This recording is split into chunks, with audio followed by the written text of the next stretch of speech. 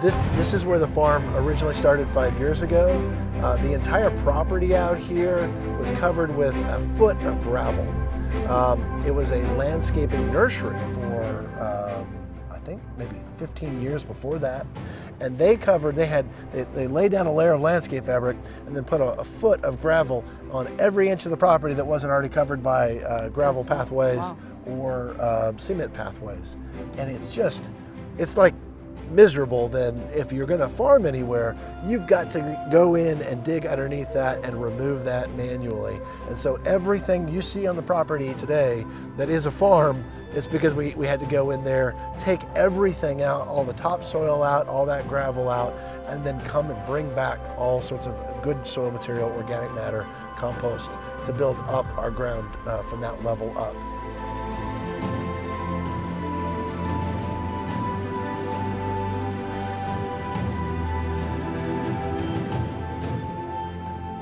And so there's been a lot of work in these soils to get them to the point where they're just amazing at this point. And unfortunately, part of this one is amazing for weeds as well, which is why you see this silage tarp on here. Yeah.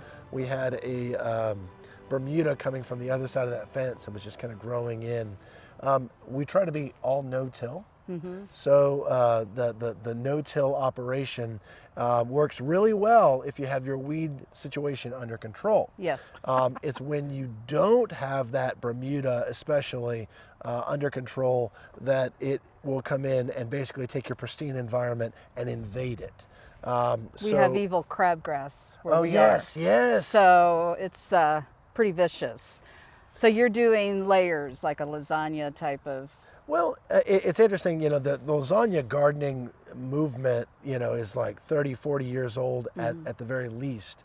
And no-till gardening is kind of lasagna gardening. Yeah. But rather, whereas lasagna might say, we're going to put in a layer of straw and a layer of blood meal and a layer of cow manure and then another layer of grass that we cut and, that kind of thing, and it just build up. We'd say, well, what if we layered down amazing compost with loam? And then another layer of amazing compost with a little bit more loam, and then we put like leaf mold soil. You're familiar with leaf mold? So that leaf mold is gold if it's been aged, and we've got some of the back of the property for 2 years now. It's been aged. So then that is like the best material for a mulch on top. And so like those combinations create this pristine environment, and it is like a lasagna because you are building up from the soil.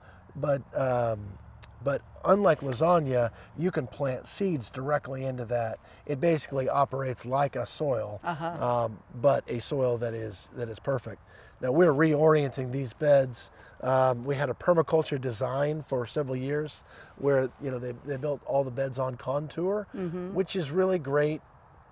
And yet it's, as a market farmer, it's not efficient. It's not, yeah, exactly. The efficiencies of 50-foot beds where all of our row cover and all of our landscape fabric can all be the exact same length. We can have that consistency of expectation. Every bed we're planting is going to be 50 foot. So that's where we're unfortunately kind of, ending the sort of the hippie phase of the garden, moving into something that's a little bit more productive. Tell me, just our listeners, just a little brief, how New Garden Park Farm came to be. So that was really the vision of Alan Hawkins, who is he's basically the bishop in preparation right now for the Diocese of Christ Our Hope. So Alan was a consummate church planter, planted churches in Charlotte. I think he planted a church in Raleigh. And then he came to Greensboro 15 years ago to plant this, Church of the Redeemer in Greensboro. And from the beginning, he had this vision of a park, farm, and abbey. Okay. So he came with this big dream of, well, we don't want to just put a traditional parish. We want to do something that involves the church, that connects the nonprofits that are part of the church, that connects the church to the land, connects the church to the existing world outside of the church boundaries, and that draws the people in. that is beautiful. Literally, like part of his dream was to create the Garden of Eden on the property. So Oh, rather than wow. sort of a limited landscape, oh, we'll just put in some grass and a playground. Those are important things, nice to Yes. have. But said, how can we help people understand that, like, God started in a garden for a reason. He wanted us to be in a place that is beautiful and that is cared for, that there's sort of like people looking after what the space looks like, feels like, and you feel yourself connected to the land as a result of that. And those connections are bringing people together. I know in Genesis, I always was taken when you read where it says God walked in the cool of the day. Yes. Within yes. there, and that's where I always feel like even the garden, the farm is really, like Edith Schaefer used to say, leftover beauty of the Garden of Eden. Yes. Yeah, I think it was Dorothy Day. She had given someone a diamond, like somebody had given her a diamond for, like, here's a donation, a diamond ring. And then she gave that diamond ring away to someone that was on the streets. And I think one of the donors was like, I can't believe you did that. And she said, are diamonds just for the rich? And just like that idea of like the beauty is supposed to be for everyone. It's supposed to be a welcome thing for the world. So Alan is a consummate vision caster and just an amazing, like he is an entrepreneur. And so as a church planner and entrepreneur, he was able to bring about this vision over a long period of time. And then 5 years ago, we got this property. This is a 9-acre property on kind of the edge of Greensboro that was a former plant nursery. And Alan had been looking for the church. They didn't move into a property for several years when they could have bought all sorts of different properties, because they were looking for a property with a church and land, so they can play out this vision. And I mean, it's not the kind of thing that most churches are used to, but this church, because he was able to cast that consistent vision, like this is bigger than what you're thinking. Well, I know it's hard being in a high school. We're going to stay there a couple more years until we find that perfect place. And they started on this property 5 years ago with the gravel, and they started they started a work events, building the property up as a church. So he really cast the vision for Yes. this, kept everybody motivated. Huge. As Steven showed me diverse areas of the farm, we dug deeper into the diversity of their church community. According to Lifeway research, most pastors say church should strive to achieve racial diversity, but few are. In contrast, New Garden Farm has grown a rich culture of diversity. We were growing crops that were familiar to them from their homeland that they couldn't get here because there are no African stores. The people we would in most cases just give the crops away to the people in the congregation that was being maintained by Innocent, who is the gentleman out here who's leading these youth. Like the church being a place where the strings of your homeland are being threaded through. Created a kind of a culture that was like more likely to draw people in that like just an East African service or something might not have done. The church, and again, this was Alan's leadership, he really wanted to create a space that was multi-ethnic. So they've got an Arabic-speaking service, a Swahili, Kenyan, Rwandan-speaking service, and an English-speaking service. But the youth are all together. Oh, wow. The youth are all in one youth group, and literally at this point, half of the youth group are third culture kids. Wow.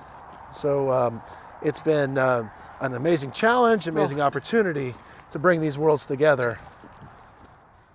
How did you get involved with the farm? So I first met Alan in 2017. There's an Anglican social justice network called Matthew 25. And I just randomly met Alan at a Matthew 25 and struck up a friendship. And over the course of several years, I would just call him out of the blue and say, hey, I'm struggling with this thing. And he's just a big visionary. He's got all these ideas. And so he was always available, as I'd give him a call. And then years went by, and God has really been refining my call into what I now understand to be church-based farming with the poor, bringing the poor in. And Alan has been helping me discern that call over time. And in 2021, my wife and I were looking. We had been living in Austin, Texas for several years.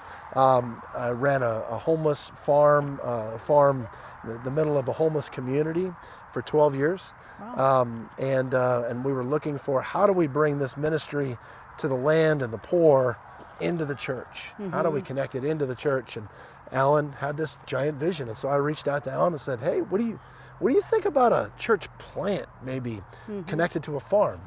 And Alan, being the visionary he is, he said, hey, let's talk. Yeah. Didn't close off that idea at all. So it was a moment where, that door might have been closed or might have been cracked, but instead he threw it wide open. Wow. And it was one of those, like, clearly God is into this, because I threw out 2 cities, one in Virginia and one in North Carolina, as a possible place where we could do this church plant. So the one in Virginia was Danville, Virginia. Okay. So whenever I just sent an email to Alan, what do you think about a church plant connected to a farm in one of these cities? And Alan said, well, we've already got a church plant in Danville, Virginia. We're just starting it. We're launching it out. And I think a farm connected to that would be amazing. So it was like the door was open. I came out here on a kind of a sightseeing trip. And actually in that sightseeing trip, discerned that church plant in Virginia wasn't going to be a good fit for a farm. It's going to be a more traditional church plant. And Alan said, what do you think about coming here? And I was like, I've never thought about that. And do you have a position open? Well, it turned out that the gal that helped found the farm here, who did all the work for the last 5 years, she had her first baby and was about to have her second baby. And she just had discerned that it was not going to be a good time anymore to be able to manage this farm at the level that it needed to be managed at. So she said, this is perfect timing, Steven. You could be stepping into my shoes. So like I went from living in Austin, trying to figure out how to do this in Austin for several years, to I can't believe I get to do exactly what I'm made for, farming in the context of the church, where I'm going out and reaching out to the poor, to the homeless, in this case to the refugees, the refugee youth, and bringing them into the church and into the heart of the church, using them as God's tool to bring people in connection with the land and with each other and with himself. Individuals and church leaders often presume they could never gain the knowledge, skills, resources, and capacity to garden. So cultivating community through gardening seems all the more daunting. But Steven's story proves otherwise. You, being used in gardening ministry, begins with God planting the desire within you. In time, you become rooted in God's radical vision where fellowship flourishes. So I moved to Austin, Texas in 2005, and at that point I had never put a plant or a seed in the ground. Okay. Like zero knowledge whatsoever, came from the suburbs of California. At that point I felt like I was really good at writing papers and watching football, that kind of world that most people are living in. And then kind of through the course of a book discussion group, I started working in a friend's community garden. And it was like a small group of people. We had a Wendell book, The Art of the Commonplace, one of my favorite books now. And we read that book chapter by chapter every other week for a year and a half. So we'd spend half the time reading the chapter of the book, an essay, and discussing it. And then we'd spend half the time going out into his community garden plot and just weeding or planting or doing whatever. And it was like a bug that I just caught. And I was like, this is amazing. I love this. And Wendell specifically, he had this way of describing the land, his land specifically, that just, he had so much, his word is affection, that his love for his place was so evident, and his knowledge of his place was so evident. And I looked at my life and I was like, I look around and they're like trees, those are some grasses, those are some shrubs. I am completely alien to my place. I literally don't even know a name of a plant. Uh-huh. I'm just disconnected. And that I wanted to love the earth like he loved it. I wanted to be familiar with my place in the way that he was. And that was just a shift in my mind. I'm like, that was a desire that formed up in my heart that, okay, now how can I live this out? In this garden, it just got a hold of me. It was like, this is the way I can live this out. It created this great manifestation for it. Within 2 years, God, like over the course of that 2 years, grew me deeper and deeper and deeper. I just went crazy into gardening. And then God gave me this kind of radical call to farm with the poor. God had made this way, and God called me to farm with the poor. So after that year and a half, God was like, yeah, I need you to now do this with the homeless. Yeah. And he called me into this work that for the last 12 years I'd been doing at Community First Village in Austin. So my wife and I have a huge passion for homemaking. And that really is where our radical values come out. So radical, the word radical comes from rooted.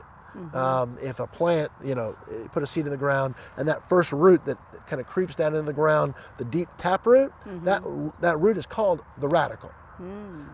And so my wife and I just have this passion for deep-rooted things. And so as we began to work with the homeless, I've been working with the homeless several years before I met my wife, but that process helped us to see how ravaged the background of the people that were, homeless. My concept was they're houseless. Yeah. But the reality was there was a catastrophic breakdown of family and community that was behind every one of their stories. And so that the radical nature was, how can we then create a community that can root these people back into family and community? But back their family, but also creating new family structures and being willing to embrace and to uphold a community together.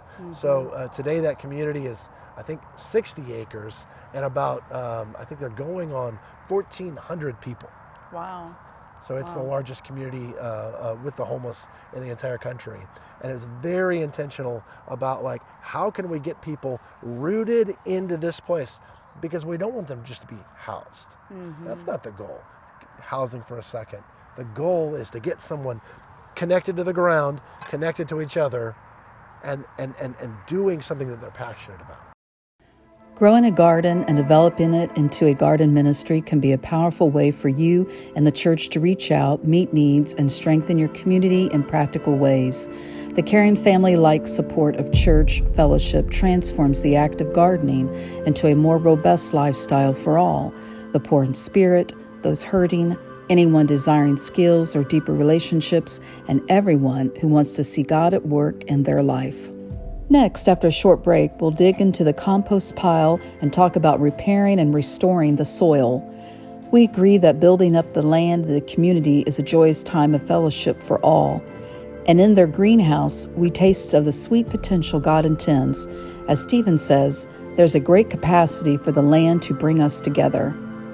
The new garden farm community is seeing fellowship flourish and participating in the harvest that only God can bring. It's producing fruit that people need and desire. It's a lifestyle that gives beauty and celebrates the diverse hope in Christ for each new generation. New Garden Farm is Cultivating Community. I'm Kimberly Bloom, and this is Ripen, a gardening lifestyle magazine. The PCT, Pacific Crest Trail, Continental Divide Trail, CDT, Appalachian Trail, AT, constitute what's called the Triple Crown of hiking in America. I fully believe that the way to people's hearts in the outdoors community right now in America is through relational evangelism. You can't really fully experience creation unless you know its creator. Take a hike with Chris Carter and pursue the greater depths of outdoor adventure. Explore the richness of your relationship with others in Christ. Celebrate the fullness of God's presence and purpose for your life. Watch the full story now in Shout Outdoor Lifestyle Magazine. Online at shoutlifestyle.com.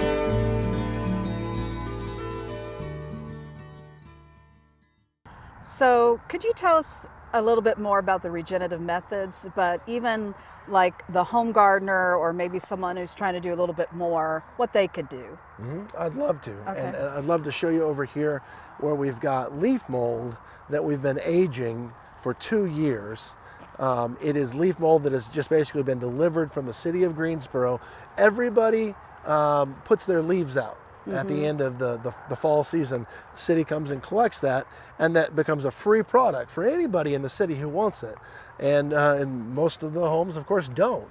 But we said, how much can we take? Can you believe that these are leaves that we're standing on right now? So wow, it looks great. You know, a compost distribution place is not going to have a material anything like this, because the number one ingredient of this organic material is time. So we've had it on the property. It's been aged for 2 years. This in my hand right here is just leaves. Wow. But leaves are covered by mycelium, which is a tiny hyphae of mushrooms, and then also all that bacteria, and all of that has been broken down. And so when we put this as a mulch in our garden, we are creating that. We are modeling ourselves off of what nature does for itself. So biomimicry, we're creating our regenerative space in the pattern that God created in creating forests.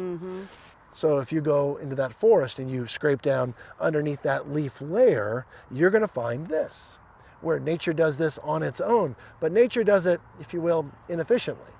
We can do it even more efficiently than nature can on its own, using time. And the way that we have it right here, we've got it all gathered into a pile, and occasionally we'll turn it. So over the course of 2 years, You have to ever wet it down, or just the natural rains? no, we just get a certain amount of rain, and this material, you can just in feeling it, you can feel how rich it is. You Oh, can see yeah. how dark it is. Yeah. So for instance, when we planted Black gold. our garlic, we planted our garlic into that lasagna style bed that I talked about earlier with compost and loam. But then we put our garlic in the ground and it grew up, and then we put 2 inches of this on top of it several months later, and it's now been like 3 or 4 months since we planted that. Not a single weed, right? Wow. Because this is responding to the soil's needs and saying, oh, whatever you had a weed that was going to do for you, I can do for you better. Wow. So that's the kind of regenerative style that we love, because it actually means that we have to do less because the soil and the nature is doing more. So you had to start this. This is like a bit of this here. What we're standing on has been in like a 2-year process. Yeah, and after about a year, it basically looked like this. And over here, you can see we've got about You've got a 50 lot. truckloads worth. Literally, they just I dumped. bet the city liked you taking all those leaves. They were very appreciative. It's such a beautiful byproduct, and it's one of these things that I don't know that people really understand, that when you're in a hyper modern world, you have a lot more organic materials, which then can either become a waste or a treasure, depending on how you treat them. In a pre-modern world, to gather up all of these leaves would be a very laborious process. So what can a home gardener do? What is some of the processes? And if they can't, maybe wait 2 years, what are some steps they can do for regenerative? So the essence of our farming style is mimicking what the forest is doing. And the number one thing that the forest does is always keep the ground covered. The best thing to keep the ground covered with is living roots. The second best thing would be organic materials. Organic materials might be mulch, in this case wood mulch, or it could be compost. Compost that has been broken down over time that we're putting on top of the native soil, which in this case is clay. And so that material, and especially once you get that material planted with living roots, you can do that in any environment whatsoever. You can do that within days. When you say living roots, like a plant, like Okay. in this case, we've got garlic over Okay. here, we've got carrots over here. Those living roots are doing for the soil what the weeds would otherwise be doing. okay. And so by having a constant succession of living roots, you're basically telling the soil, it's okay, you're gonna be fine. We're gonna get you reset, have everything that you need, and then we're gonna take care of you. Whereas our traditional style, actually the style that I learned at the farm that I interned at, was the style of tilling, where we're basically just turning the soil, and the soil's like, I hate you, and then it springs up 1,000 weeds, and you're like, I hate you, and you're knocking at the weeds. It's terrible. Taking torches to the weed. Yes, yes, absolutely. It's a martial environment. It's a military, Yeah. might. It is. It's a fight, yeah. But I'll tell you, I started my home garden. We just moved out here a year ago. And so, of course, I got my farms out here, but I've got my home garden, which is Yeah. about a 50 by 70 foot garden. Oh, that's pretty good So size. not a tiny little garden. I've got 2 toddlers Oh, that are wow. running all over the place. So this is how I'm with them outside. Playing in the dirt. Yeah, absolutely. They've got a dirt pile, which is my compost pile. It hasn't been spread out yet. But, I started with a layer of cardboard, and then I put in some loamy compost. So basically like loam mixed with compost that I went down to And loamy, just to make sure everyone understands, is really soft, soft soil. So yeah, and that loam specifically is kind of a mineral breakdown. So it's sand, silt, and clay, kind of in equal percentages, and then that mixed with compost together. So it's a consistent product. It looks like, what native soil would look like if it were mixed in compost, as in this case, this bed is right here.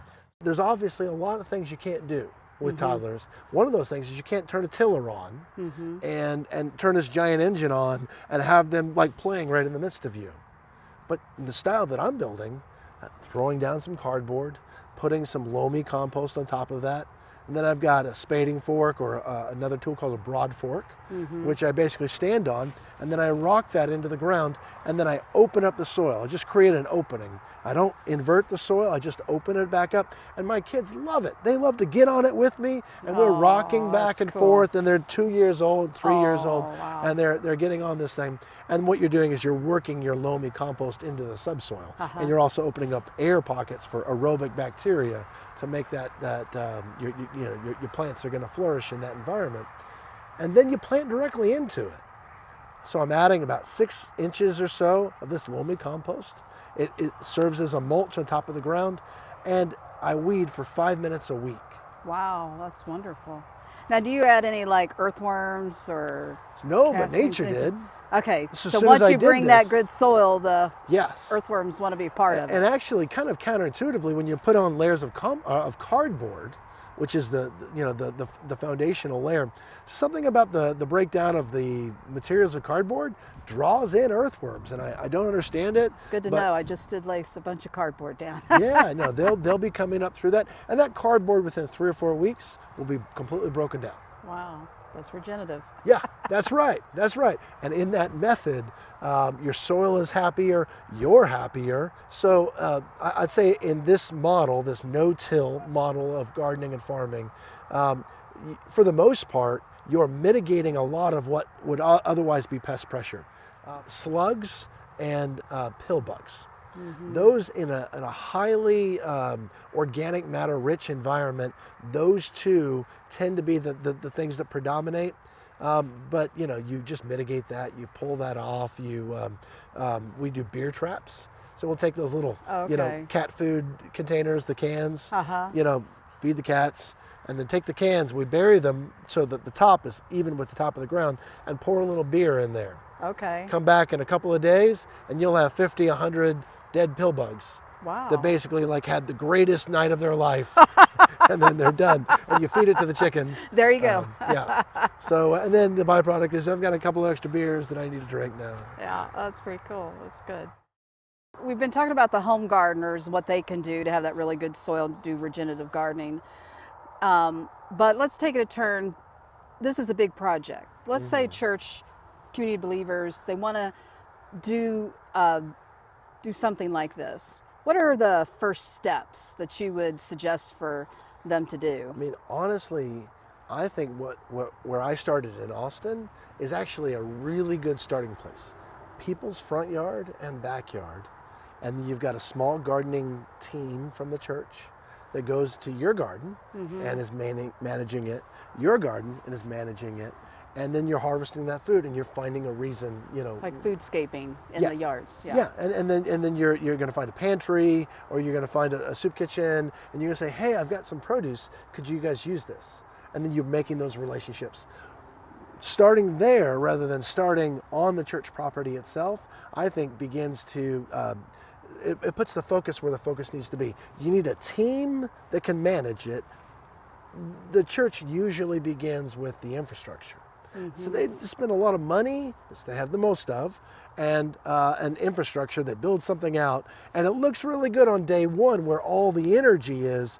People say, oh, I want to be part of that building process. And then on day 40 or 60, and the weeds are growing, and nobody thought to plant another plant because they didn't care enough about connecting with that soup kitchen who actually needed it, so they actually don't know where it's all going to go, and the church doesn't have a place for it all.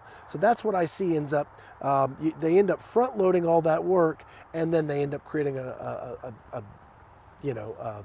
program that doesn't have a lot of meaning over time. They don't have the vision yet, didn't build bridges Yes. that they needed to do. So it's those relational bridges, and it's the team that are the fundamental things to make it work at a church. Well, that goes to the next thing I was going to ask you about, the radical hospitality I was reading about, because I think that kind of is a lot of, the radical hospitality. But could you sort of give us like maybe what that looks like here, that radical hospitality? Yeah, so, this church, I'd say this church was like a lot of other churches, that it had some people that were, economically challenged, and it had some people that were more economically well off. In our case, we had not only economically challenged, but we had a lot of refugees. We intentionally created services for different refugee populations in the Greensboro area. And we had one common youth group for everyone to be together. So I looked at that and said, this is a beautiful thing that we're doing, but it's clear that even in the youth group, that all of our kids are not necessarily playing together. They're not all hanging out together. That what a farm can do really well is it eliminates this kind of relationship, and now we have this relationship where we're working together side by side, and we're engaged in an activity that's creating beauty, that's creating food, that's creating all sorts of positive byproducts, and we're talking while we're doing that. But then there's not a lot of pressure on this dynamic of what we're talking about, because we got to do this. So we created the Farm to Flourish program, where we said, how can we help our youth who are disadvantaged, coming from refugee backgrounds, and having a really hard time finding work?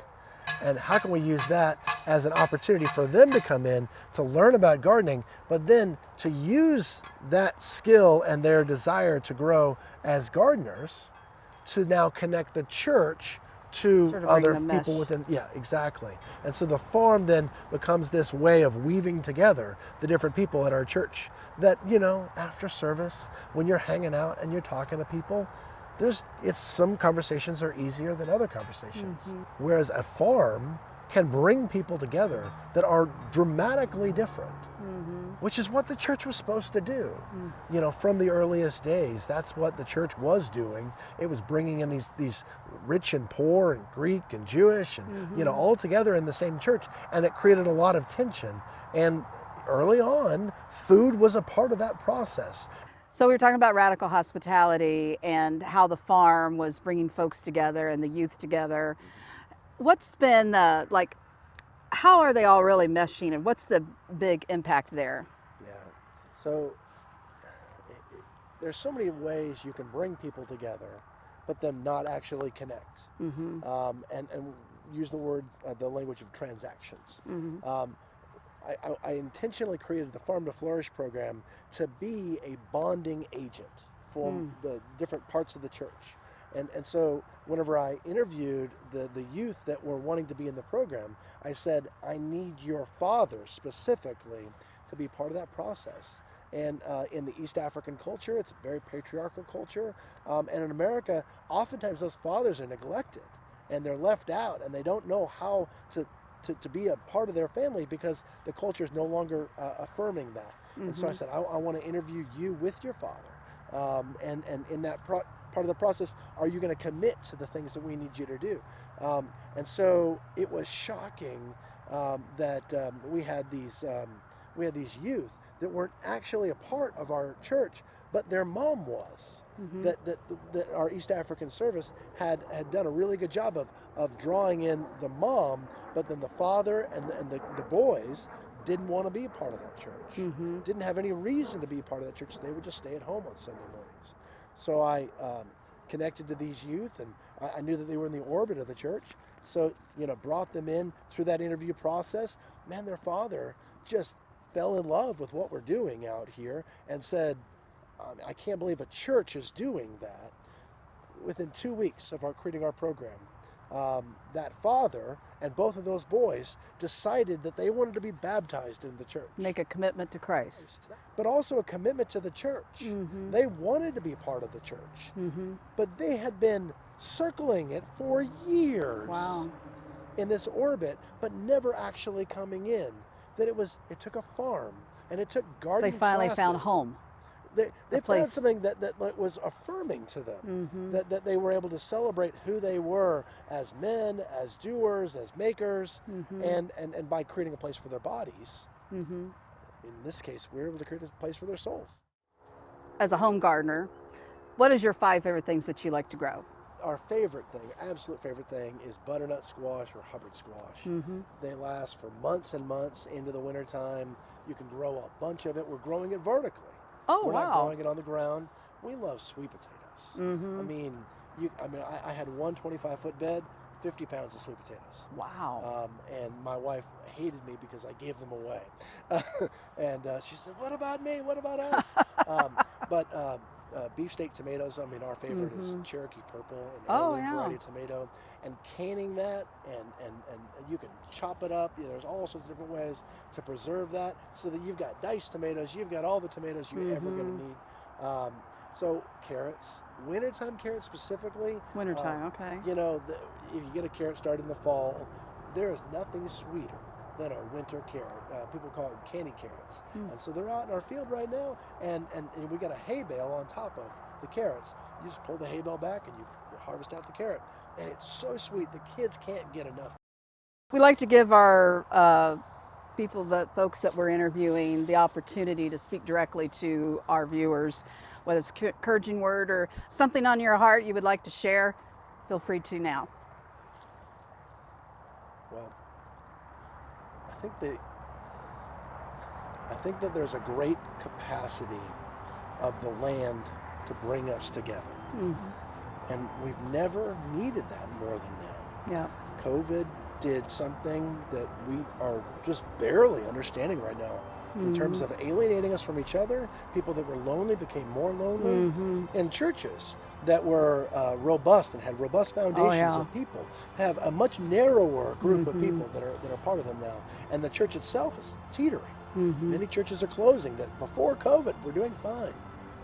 The land has a way of bringing people together, bridging those divides, making things that seemed uncrossable, become things that we're doing together. That it becomes part of who we are. It's never been more important than now. It's almost like our bodies are responding to this alienation in the way that God made them to respond. How do you bring people together? God said, care for the land. Cultivate and care for it. This is what I made you to do. And as you do that, turns out that you bring each other together. Yeah, that's beautiful. It's definitely what we need.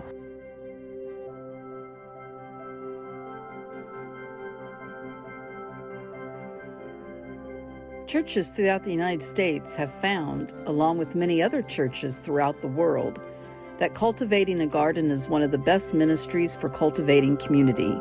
New Garden Farm in Greensboro, North Carolina, knows that the garden is where fellowship flourishes. To learn more about them and connect with them, go to ngpfarm.com. For help starting a garden ministry in your community, contact us at ripenlifestyle.com/contact. I'm Kimberly Bloom, editor of Ripen, a gardening lifestyle magazine. Subscribe to our free newsletter and be a regular part of our community. Together we extend a hand of tranquility and a harvest lifestyle.